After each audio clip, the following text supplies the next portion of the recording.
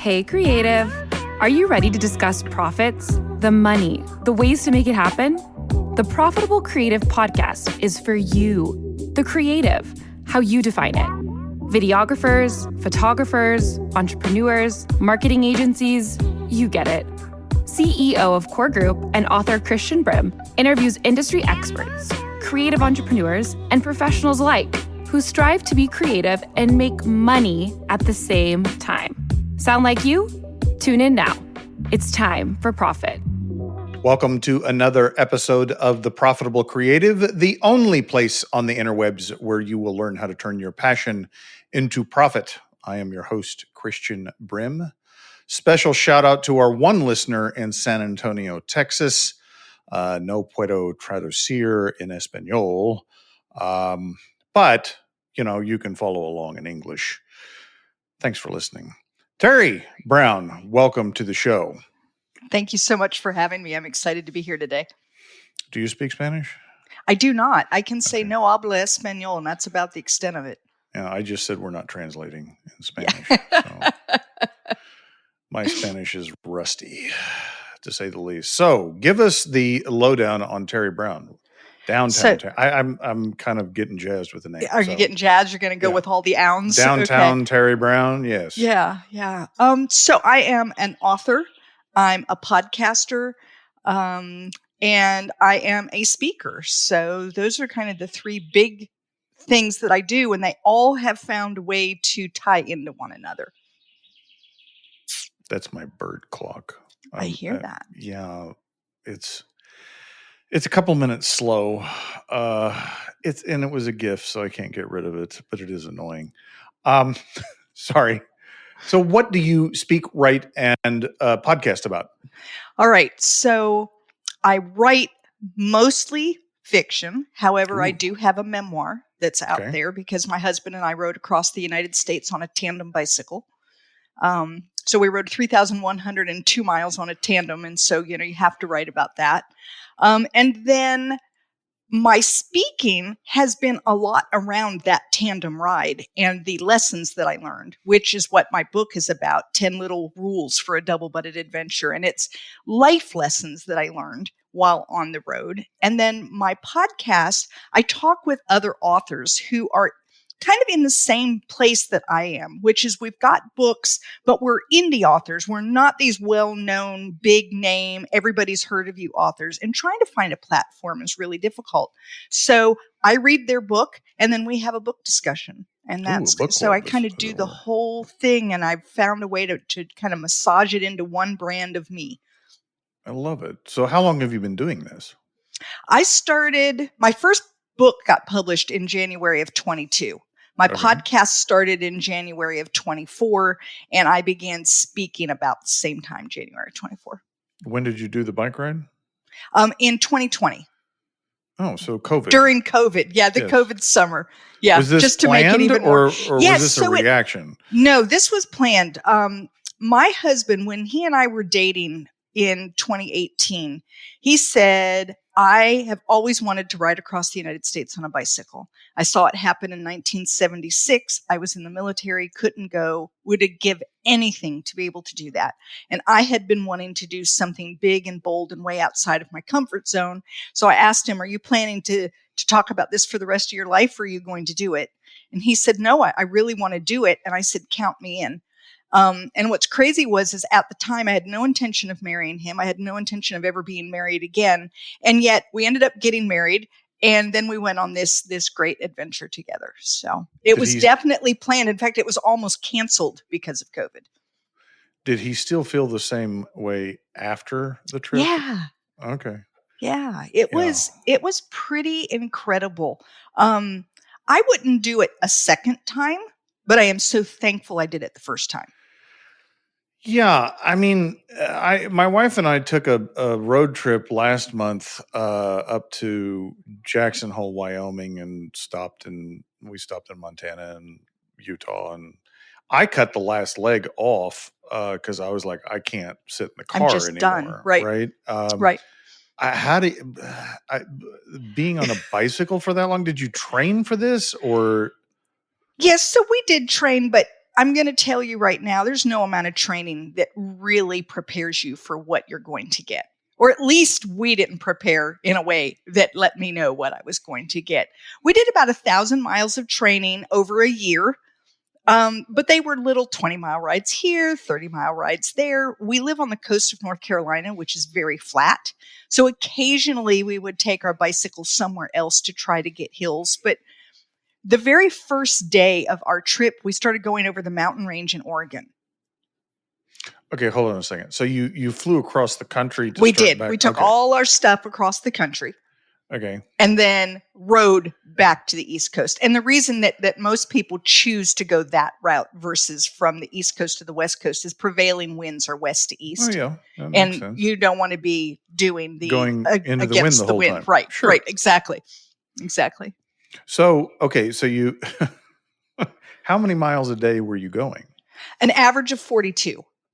But some days we would do 90 and some days we would do 10. It depended a lot on what was the weather like, what was our personal condition, like mentally, physically, where were we? Sometimes it had to do with where the town's located. Mm-hmm. We had one day we had to do 70 miles. It didn't matter what we felt like. There was nothing in between. So you were staying in lodging. You didn't bring like tenting. Oh, no. We brought tents, but we tried to stay in campgrounds because I'll do a lot, but primitive camping is kind of like over the top. We did primitive camp 2 times and it was fun for 2 times, but I wouldn't have wanted to do that the whole way across the United States. That's too much for me. At what point did you question your life choices? Day 1. So on day 1, I really did think that we'd bit off more than we could chew.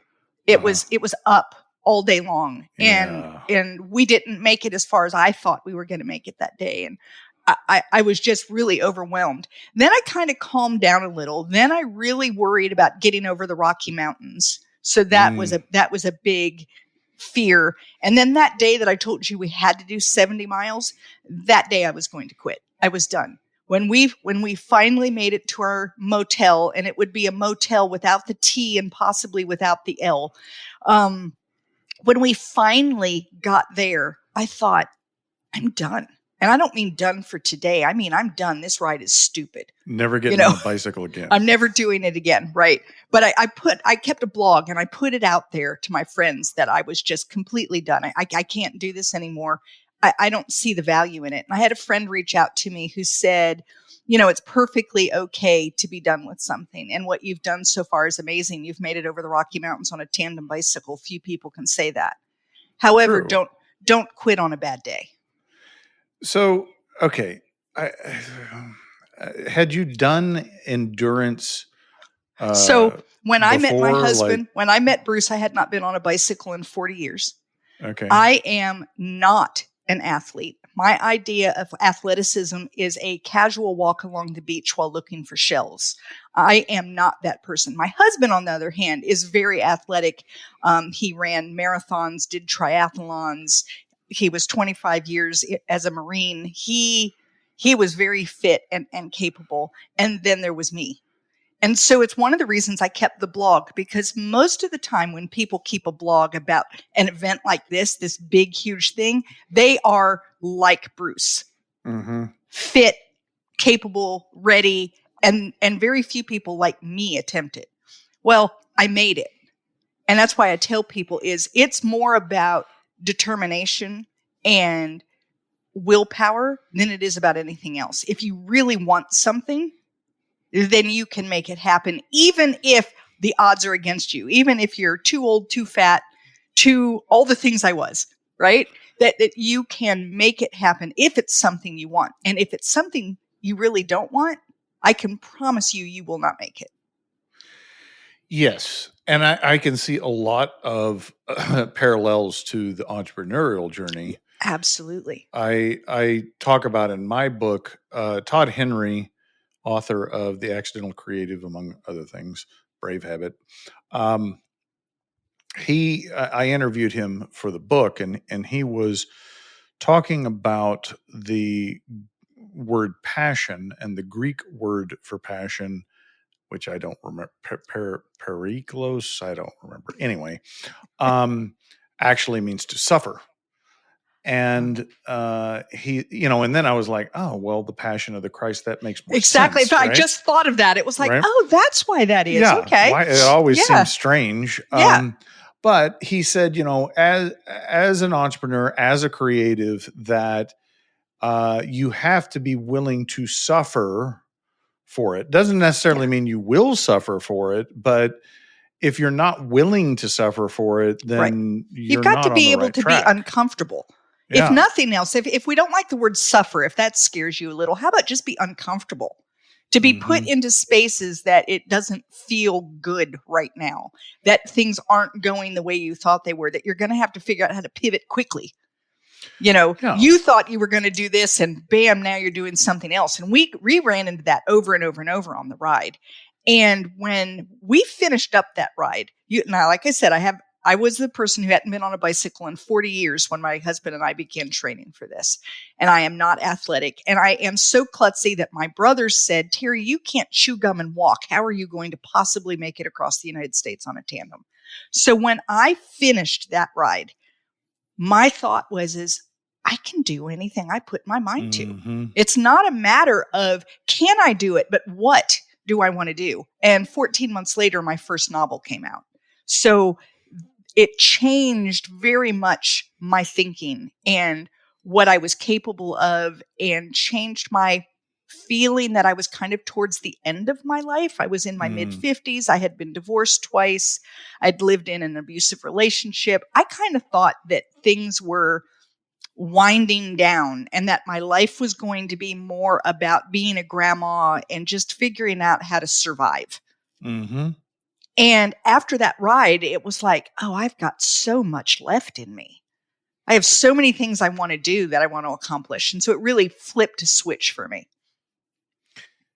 That's fascinating to me that happened at that point in your life. Like, can you look back and see times where you were presented with that type of challenge? Maybe not that scope, but something that was unknown, you hadn't done, and seemed like a big thing, where you said no. Oh, often, especially during those 14 years that I lived in the emotionally abusive relationship. It was too scary. I was already struggling. I was already drowning. I already had people telling me I was no good. I could not imagine putting myself out on the line to do something big and bold because I had no safe space. If I failed at that, it was going to be one more huge failure. And I already felt like a huge failure. So there were a lot of times. I got out of that relationship in 2017. But you don't heal just because you're gone. I got out of it, but you're still left in this thing. And that's when I started thinking, I want to do something big.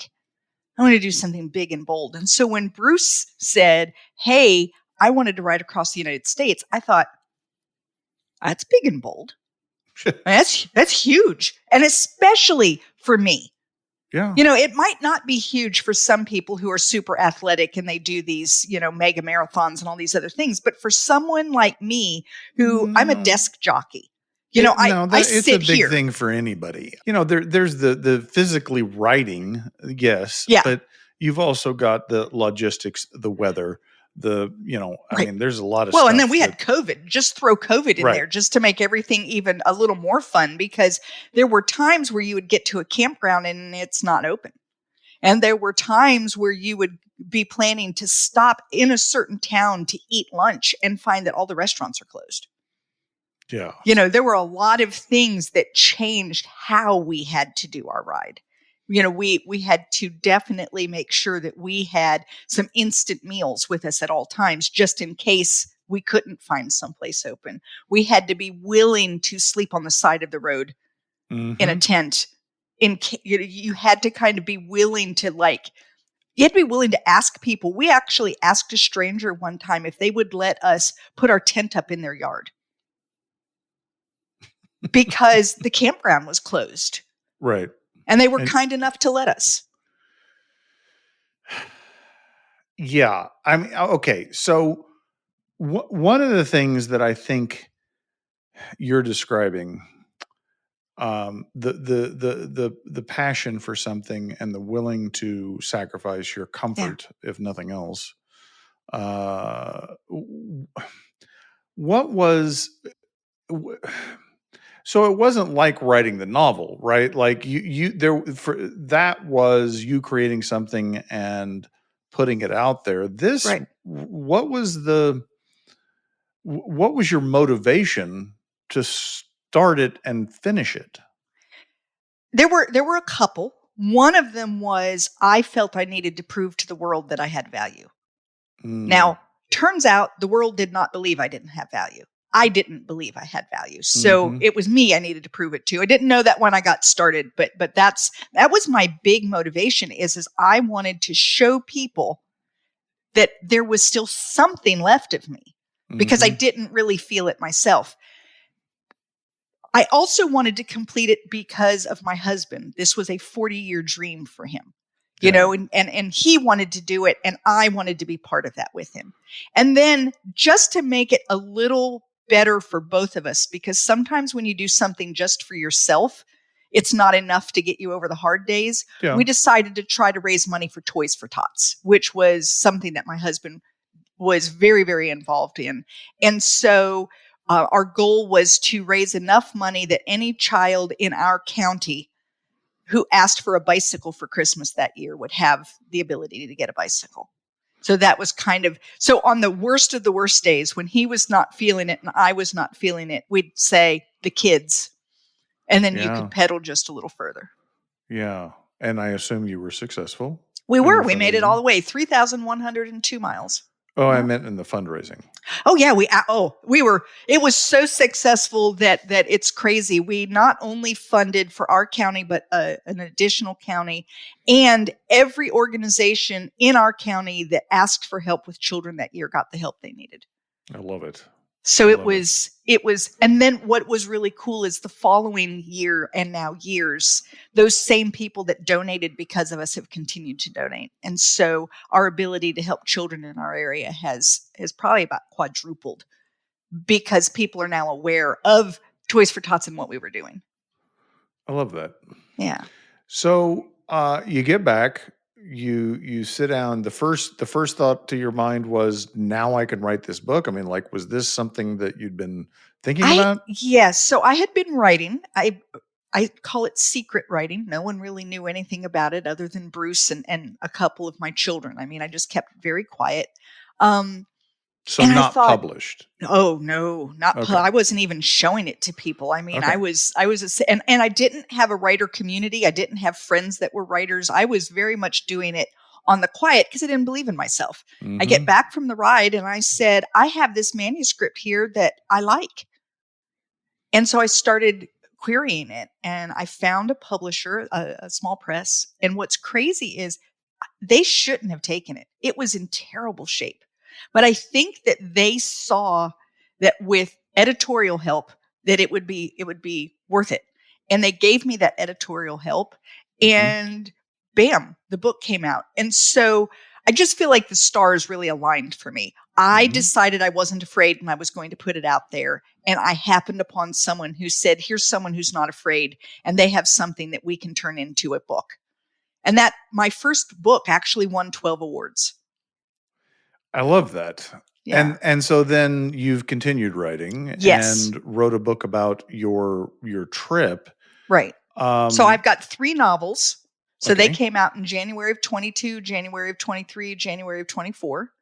Then in February of 25, 10 Little Rules for a Double-Butted Adventure came out. It had been written, but kind of sitting there. I didn't quite know how I wanted to put it out into the world. And then in April, I also wrote a children's picture book. Tell us about the 10 not steps, 10 little rules. Rules. Okay. For a double-butted adventure. Yeah. I tell people to make sure they understand this is not about bicycle riding. Of course. This is about living life. And there's a lot of bicycle things in there because that's how I learned how to live life.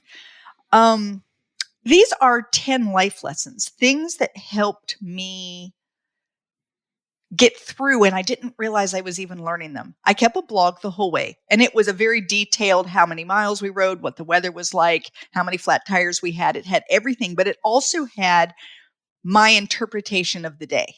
Mm-hmm. How did I feel and all of the things. And when we finished the ride, it was hard for me to believe we had actually made it, because you don't ride from the coast to DC. You ride a day, and then you put that day away, and then you ride another day, and then you put that day away, and you ride another day. And at the end, all those days made it across the United States. But in my mind, it was hard to piece all of that together. And I was going through my blog, trying to settle that feeling that I had, did we really do that? How did we do that? And I started noticing these things that I was learning. That these themes that kept coming up over and over. And I thought, there's my book. So were these things that you knew before that became more clear, or these were like revelations that you learned?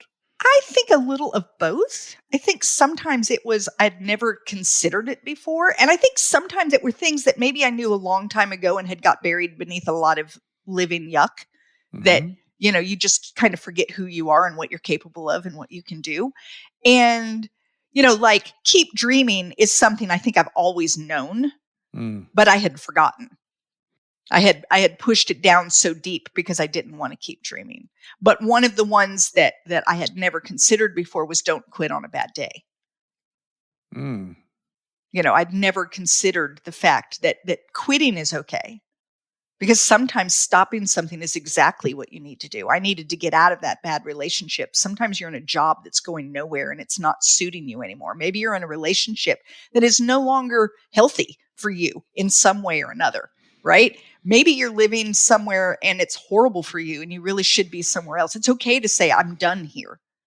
But to do it on a bad day doesn't make sense, because you're emotional then. You're not able to stop and think, and anything can stop you on a bad day. So you need to be able to step back and then reevaluate. And if it's still bad, well then sure, quit, move on. Yeah. Yes. I think, for me, quitting, very, very strange belief that I had acquired over my lifetime that quitting was bad. But to your point, quitting is not bad. And I think as entrepreneurs, we tend to have a lot of stick-to-itiveness. Yeah. Right? And I don't think there's anything wrong with that. I think that's actually a very good quality. It's recognizing, though, when your stick-to-itiveness is now detrimental to you. Yes, 100%. I stayed in a relationship for 14 years that I should not have stayed in, and I knew it for 10 of those 14. Right? But I was determined to make it work. And so my stick-to-itiveness was actually detrimental to me. And so you have to be able to step back and say, evaluate, look, is this still good for me? Which is why I think they often tell people to make a goal and then check it out quarterly. Where are you? How do you feel about the goal? Is it still the right goal? Those questions are really valuable. Yeah. And I wonder in both of our situations how much fear, like stick-to-itiveness or persistence, that's probably a better word. A better word. is kind of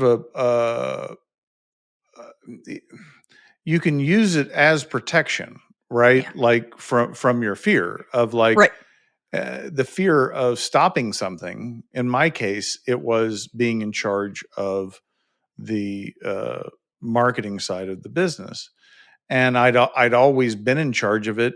But it became very clear to me that if we were going to take it to the next level, I was not the right person, and it wasn't the ego saying, well, I have to be the person. That wasn't what was keeping me there. It was this persistence that I had to keep doing it. But, the results lined up it was like, no, this is not, this can't continue. But it was the fear of the unknown. Okay, like, Yeah. well, if I'm not going to do it, who is going to do it? Who is right? going to do it? How are they going to do it? Right. How much influence are they going to have? Are they going to listen to me? Am I going to am I going to have no input anymore? Is it going to get out of my hands? All of the things, right? And when I was in the bad relationship, it was fear of looking like a failure, like a loser. I've already been in one failed relationship, and now I'm in another one. We can't have that. Right. And so there was a lot of and then eventually it became a financial fear of being afraid, like, what am I going to do? I actually told my son one time, he was an adult at this point, and he was like, Mom, you've got to get out of that relationship. And I said to him, which is crazy looking at me now, it's just crazy, but I said, I'll end up living in a box on the side of the road and being a Walmart greeter. I'll tell you the truth. People ask me from time to time, what would you tell your younger self? Yeah. And I said, beware the power of self-deception. And I'm constantly amazed at what we can take as gospel truth when it's not. Exactly in the face of all evidence. Right. But and that really is a distinction between fact and belief, right? Yeah. Like, facts are facts, beliefs are what you do with those facts, and you can ignore the ones you don't want. Right. Exactly. But beliefs have the same power in our brain that facts do, right? Oh, absolutely. In fact, I think sometimes they have more power. Right. But you can convince yourself. Yeah. In what's the word I'm looking for? In opposition to all the facts of something. And I've done it so many times, and now I can see it in others. It's easier to see it in others where people, of course it is. Right? Yeah. But being able, and that's why, to your point you made about the community of writers in this community and the podcasts that you've created, why it's so important to have people around you that you know and trust, and they love you. Yeah. They care about you, right? Yeah. That can speak into your life and say, hey, Teri, I know you probably don't want to hear this, but this is something I see. And you can do whatever you want with it, but I can't ignore it and let you not see it. That's not love, right? I'm not going to hide it from you. Yeah. And I like being surrounded with people who see my value and are willing to tell me when I'm doing something that maybe goes against that, or that I'm stretching too thin, or that I'm, whatever it is that they see at the moment. Having a community, I think, is very valuable. When you're a creative of any kind, trying to run a business of any kind, having people around you who've experienced similar things, not necessarily the same exact, but something in that general field. It's someone you can bounce your ideas off of, someone who understands where you're coming from, gets a sense of where it is you're trying to go, and can offer some insights based on the things that they've experienced as well. Yes, I think, I think it really depends on the intention of the group. Like, why is the group organized? Right. Because if you go back to think about just family and friends that ostensibly care about you, we don't know. We'll just assume and stipulate that they care about you. How many times when you say, as an entrepreneur, because entrepreneurs are crazy to the rest of the world, I see this, I envision this is what I'm going to do. And they're like, I don't think so. Right. Yeah. And so you have to filter those relationships. And in my experience, it comes down to very few people in my life that I love talking to people. I love hearing people's ideas and thoughts, but the people that have the authority to speak into my life are very few. Right. They have to love me. They have to have, and I'm not talking like, it doesn't have to be a family member, a spouse, something like that. Not to that level, but they actually have to genuinely care about me, right? Right. So that I Right. know when they're speaking, they're not doing it out of some manipulative reason for their own purposes, Exactly. or their own fears. They're saying it because they care about me. And two, that they've walked that road. Like, I don't want to hear what Joe Blow says about being an entrepreneur when they've never been an entrepreneur. I don't care. Right. And a lot of times, so like when family become naysayers, it's their fear that's speaking. Absolutely. Because they've not done it.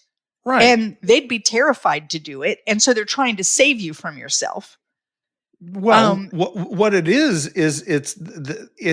if they keep you from doing it, that just assuages their fear, right? Yeah. So right. I'm miserable together, right? Right.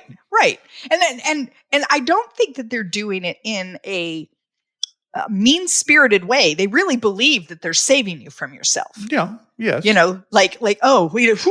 That's a scary thing. We don't want him to go down that road. And so you do have to make sure that you recognize that. But like you said, you can't listen to everyone, because if you listen to everyone, well, first of all, then you'd be completely immobilized, because everyone has a different opinion and you'd have nowhere to go. But yeah, you do have to find those people around you that have walked the same path and really don't have anything to gain if you succeed or fail. Mm-hmm. Yes. And I would say, I've been in entrepreneurs organization for 13 years, and one of the paradigms they use is the Gestalt protocol, where you don't give advice, you only share experiences, right? I do that as a parent of adults. Yes. Well, let me tell you, this is what because when I was in your shoes. The reality is nobody wants advice. No. Very few people want advice. And if they really ask for advice, they're like, they're really saying, I want you to fix this problem for me, right? And the reality is that it's your problem and you have to fix it and you have to own it. Right. And if you're paying a professional, a medical, a doctor or a lawyer or accountant, that it's perfectly fine to get advice, right? But when you're an entrepreneur and you're trying to decide, do I go this path or that path, or how should I handle this situation? Advice doesn't land. People don't take it. And if you will listen to other people's experiences, even when it's not directly applicable to you, like I have been fascinated where in my forum, I'm not the one presenting and doing a deep dive on an issue. But so it's not my problem, right? Like I don't have a similar problem, but in hearing the experience share, I'll get some insight into something else that I'm struggling with.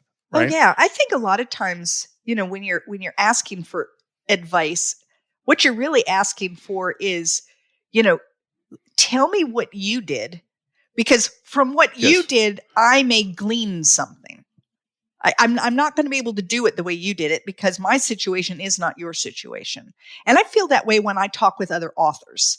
I'll be struggling with something in the way I'm writing. And I know that there are 4 million ways to write a book. Mm-hmm. I've got books on a bookshelf behind me that are all these different possible ways to write a book, and none of them agree with one another. And I don't follow any of them, and my books are fine. So I know that isn't the answer. But sometimes you're struggling, and you'll hear someone, and you'll think 90% of what they said won't work for me, but that piece will. Mm-hmm. I'm going to start doing that in my life and see if that changes things a little. And it's another reason I love having my podcast is not only am I helping authors, which I love that idea of the I give, you give, we're trying to create something together, but I learn a lot because I ask these questions and they give their answers and I think, ooh, or sometimes it's even a tool that they use. And I think, oh, I've never even heard of that before. And I'm jotting it down because that's going to make my life easier if I can figure that piece out.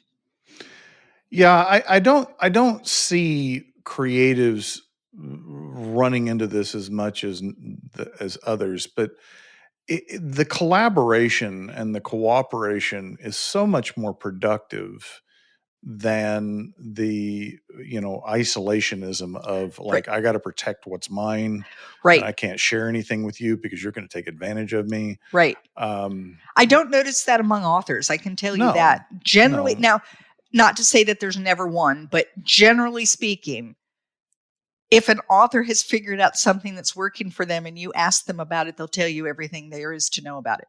Yes. They'll just give it to you. Here, this is what I've done. Go ahead and try it. And I love that aspect of what I'm doing right now, is that it's a very cooperative. It isn't someone kicking you in the head while they scramble to get above you, which just doesn't suit my personality at all. Hey creatives, Delana Ely here. I had a question for you. If you could pay yourself more, why aren't you doing it? For real. S Corp is an option for you, the creative entrepreneur, to move your business to the next level, to pay yourself more, and to cut your tax savings down. Yeah, less money to the IRS. We want that, right? So why haven't you done it yet? What's going on? The reality is you probably have 50,000 questions in your brain. You don't know which way is up and down, and you're still too busy to do all those things, plus also create, right? Well, the good thing for you is that Core Group is actually the place to be to get that S Corp election rolling. Yeah, we have an assessment. Let's see if you qualify. Come chat with me. Core Group, turning passion into profit. I'm going to pivot here for the last part of the show and come back to what we like talking about on this show, the business aspects of it. Right. So, as a new author and as doing podcasts and speaking, what are some of the business challenges that you encountered that you didn't know you were going to have, or that were significant? Well, when I say this, it always makes me sound like, well, I was very unprepared. I didn't know anything. As an author, I figured I would write a book. I would get it published. It would go up on the different platforms and it would sell. Yeah. Guess Along what? with the other 100,000 books that were published that year. Millions. Yeah. There are now like 6 million books a year published, and most of them aren't any good. But the problem is how do you get yours seen in that swarm of stuff? How do you get yours to rise above? I knew nothing about marketing, zero. So the first thing that I did was I sat in front of the computer and waited for my book to sell. And when that didn't happen, I said, I'd better figure something out. And I found a guy that had a podcast, that he was a book publisher, author, marketer kind of guy. And he had this podcast, and I listened to it and I took copious notes, and I started doing the things that he suggested that were low-hanging fruit. Mm-hmm. What can I do first? And I started doing those things. And then once I had that going, I would say, okay, what's the next thing that I can try doing? And I've been doing that. My book came out in January of 22. I started listening to his podcast in March of 22. So from March of 22 till now, I now have a website, which I didn't have. I now have a newsletter and a list. My list is now 1,300 people strong, which, given that it started with my daughter, I'm feeling really good about that number. I've learned about Facebook marketing, which is something that works really well for my genre of books. I am getting ready to do a little bit of, now that I know TikTok is here to stay, I am going to do a little bit of trying to understand it to see if it works for me or not. My readers tend to be 40 plus, and I really don't know they're going to be on TikTok. And so I need to determine, is this a good place for me? But marketing was like one of the biggest issues that I had. I knew nothing. I didn't have a social media presence. Nobody even knew I was an author. Nobody knew that I wrote. Right. I was a quiet, I started getting on podcasts. I started doing things. And my first book, it did okay. My second book did better. My third book is doing much better. I'm getting that figured out. So I would say that was one of the biggest things for me. And I tell new authors all the time, that are getting ready to debut their first book, is it would be better to hold off your debut by 3 months and get your marketing in place. 100%. I remember I had to self-publish my book contractually because Mike Michalowicz's Profit First publisher required it. But I hired a publisher to, walk me through the process, editorial, et cetera. And as I was getting close to releasing the book, the conversations with her switched to marketing. Actually, she'd been talking about marketing beforehand, but I realized at that point that the publishing of the book was just the beginning. Like that's right. I think as an author, you feel like you wrote the end. Mm-hmm. You hand it over to someone who puts it in a pretty package and ta-da! And that's really not what it is. I mean, it can be if you don't intend to sell your book. Yes. If the idea was I wrote the book and that's really all you want out of it, well, then yes, you're done. But if the intent is to be an author that has name recognition at all, even if it's just local, you've got to figure out what you're going to do in order to get yourself out into the world. Yeah. And my gut as a small business owner for 28 years, having marketed pre-internet, and watched all of the technology changes. What I see is this strange dichotomy. In one sense, the technology has allowed us to do things that we couldn't do before in connecting with individuals. Right. But the flip side of it is empowered a whole bunch of people to produce a bunch of noise. Yes. Yes. And I think where this ends for small businesses is not only do you have to carve out a very definite niche, but that I don't care what business you're in, that's critical, but also building community, because what's missing in the modern technology is any level of trust. Right. And it's like you've got to build the trust by building the community. And that will drive your marketing. That's my opinion. What say you? I absolutely agree. As an author, it used to be that the gatekeeper was the publisher. Right. Very few people could get to the publisher. Well, once self-publishing came about, now anyone can publish a book. If you want to publish a book, you can get a book published today. Right now, you could put something out there in an hour. Yes. I'm not saying it's any good, but I'm saying you could put it out there. So now the gatekeeper is, how do you rise above all of that? Like you said, the noise. How do you make yourself seen above this crowd of essential crap? How do you get above that? Community is one of the things. It's one of the reasons why I started the podcast. That's helping me build a community of both readers and authors. Readers listen to it. Authors come on it. I'm starting to build this community. People know I exist in this scenario, and I'm starting this community. I decided to start a new podcast. It hasn't come out yet, and it's short. I'm calling it a bite-sized podcast, and I'm calling it The Book Hook. And I reached out to all of these authors that have been on, and I said, hey, I'm looking to get the author to read the first paragraph of their novel. Oh, okay. That's it. And then ask the question, will you put this book on your TBR, your to be read list? Mm-hmm. Right? Mm-hmm. And that's all it's going to be. They're going to be little short clips, but it's just another way of getting it out there and creating a community of readers. That's what I need, is a community who loves reading. Yeah. And I can tell you, I mean, there are platforms like Goodreads and whatever, but when I finish a book, I'm talking about novels, not a business book. Because I read probably 40 novels a year. I mean, I read a lot. And when I'm trying to find what's next, it's really kind of hard. Right. I feel like I fit into probably somebody's niche. I read a lot of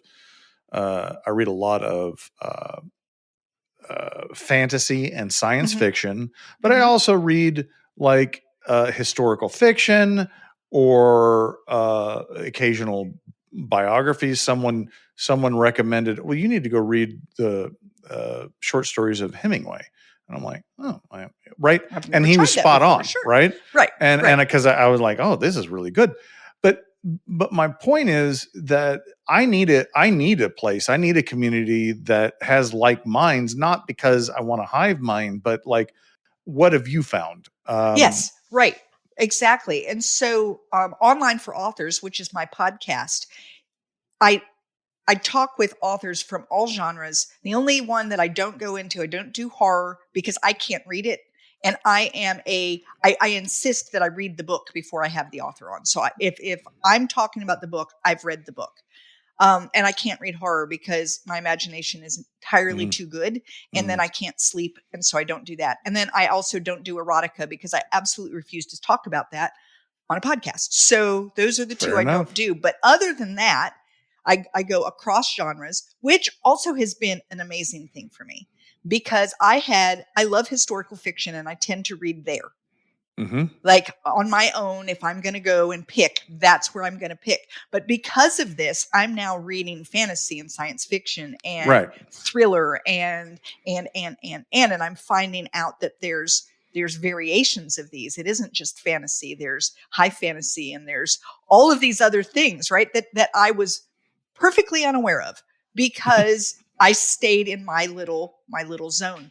But Online for Authors, and there are others out there who do this, are really great ways to go and find what you're going to read next. Because you can listen to the author, you can get a sense of what is the book going to be about, get a sense of sometimes knowing the behind the story now makes what you read even a little more interesting. It's like, ooh, I want to read that because I want to know now what happened because she thought this or he thought that. The book Hook. Yeah, yes, exactly. I love it.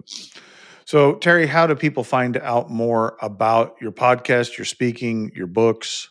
The best thing to do is go to my website, which is my full name, Teri M, like Mary or Mike, Brown, TeriMBrown.com. There you'll be able to find my books, my podcast, all my social media links are there. I have a newsletter you can sign up for. And I also just have a contact me page. So feel free to just reach out and say hi. Perfect. Listeners, we'll have those links in the show notes. If you like what you've heard today, please rate the podcast, share the podcast, subscribe to the podcast. If you don't like Teri, I don't know what's wrong with you, but shoot us a message and tell us what you would like to hear, and we'll try and replace her. I don't know if we can, but we will give it a shot. Until then, ta-ta for now.